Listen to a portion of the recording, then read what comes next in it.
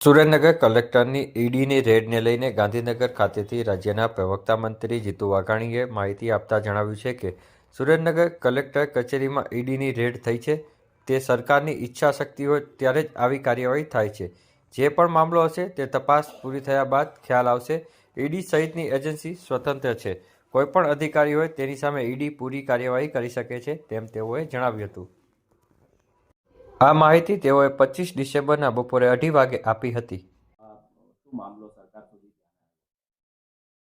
આપ જાણો છો કે આપણી એજન્સીઓ એ બાબતો કેટલીક સીધી જ રીતે આપણા ધ્યાને નથી હોતી, પણ મોદી સાહેબની ઈચ્છા શક્તિ, ગુડ ગવર્નન્સનો આજે દિવસ, સરકારની ઈચ્છા શક્તિઓ હોય ત્યારે જ આ પ્રકારની એજન્સીઓ એ એમની વ્યવસ્થાઓમાં એ કામ કરતી હોય છે.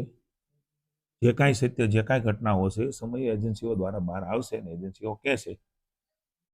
ઈડી સ્વતંત્ર કામ કરે છે એનું ઉત્તમ ઉદાહરણ અમારા ઉપર જ્યારે આક્ષેપો થતા હોય છે કે ઈડી એ કેટલાક પક્ષની છે, સત્તાધારી પક્ષની છે, આવા ઉત્તમ ઉદાહરણો દેશમાં પણ બન્યા છે, આપણા રાજ્યમાં પણ બન્યા છે.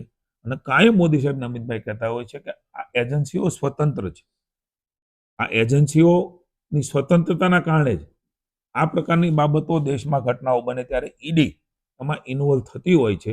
અને સમગ્ર દેશમાં પુનઃ એકવાર ઉદાહરણ એવું આવ્યું છે, અનેક જગ્યાઓ પર રાજ્યમાં, અલગ અલગ રાજ્યોમાં અને દેશમાં ઈડીએ સ્વતંત્ર રીતે કામ કર્યું છે. અને ઈડી સ્વતંત્ર રીતે કામ કરશે, ચાહે કોઈ પણ વ્યક્તિ હોય, કોઈ પણ પદાધિકારી હોય કે કોઈ પણ જગ્યાએ વ્યક્તિ બેઠો હોય. ઈડીની સ્વતંત્રતાનું કામ કરવાનું ઉત્તમ ઉદાહરણ એ મને એવું લાગે છે કે સુરેન્દ્રનગર પણ એક વધારે એમાં આપણે ગણી શકીએ.